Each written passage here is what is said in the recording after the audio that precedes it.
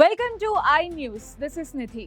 అంతర్జాతీయ రాజకీయాల్లో కీలక పరిణామం. అత్యంత సున్నితమైన మిడిల్ ఈస్ట్ ప్రాంతంలో ఇజ్రాయెల్ తీసుకుంటున్న నిర్ణయాలపై అమెరికా మండిపడుతోంది.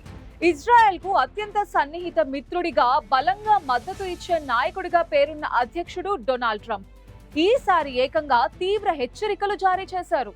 వెస్ట్ బ్యాంక్ ని స్వాధీనం చేసుకునేందుకు ఇజ్రాయెల్ పార్లమెంట్ లో బిల్లులు ఆమోదం పొందడంపై వాషింగ్టన్ ఆగ్రహం వ్యక్తం చేసింది.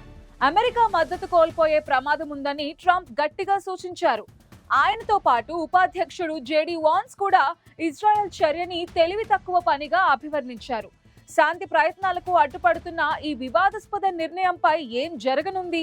ప్రపంచవ్యాప్తంగా ఉద్రిక్తతలు సృష్టిస్తున్న నిర్ణయం ఇది. ఇజ్రాయెల్ పార్లమెంట్ లో ప్రవేశపెట్టిన 2 కీలక బిల్లులు ఆమోదం పొందాయి. కేవలం 25 నుంచి 24 ఓట్ల స్వల్ప మెజారిటీతో ఈ బిల్లులు నెగ్గటంతో వెస్ట్ బ్యాంక్ ని తమ భూభాగంలోకి తీసుకునేందుకు ఇజ్రాయెల్ కి మార్గం సుగమమైంది. ఇజ్రాయెల్ తీసుకున్న ఈ నిర్ణయంపై అమెరికా అధ్యక్షుడు డొనాల్డ్ ట్రంప్ అల్టిమేటం జారీ చేశారు. ప్రముఖ టైమ్ మ్యాగజైన్ కి ఇచ్చిన ఇంటర్వ్యూలో ట్రంప్ వెస్ట్ బ్యాంక్ ని ఆక్రమించుకునే ప్రయత్నం చేస్తే వాషింగ్టన్ నుంచి మా మద్దతు మొత్తాన్ని కోల్పోతారు అని ఇజ్రాయెల్ ని సూటిగా హెచ్చరించారు.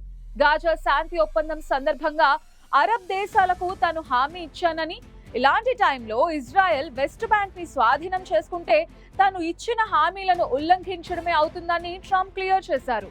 ఈ చర్యను తాను ఆమోదించబోనని, తన మాటను తప్పనని తేల్చి చెప్పారు. ట్రంప్ మాటే కాదు, ఆయన ఉపాధ్యక్ష అభ్యర్థి జేడీ వాన్స్ కూడా తీవ్ర పదజాలం ఉపయోగించారు.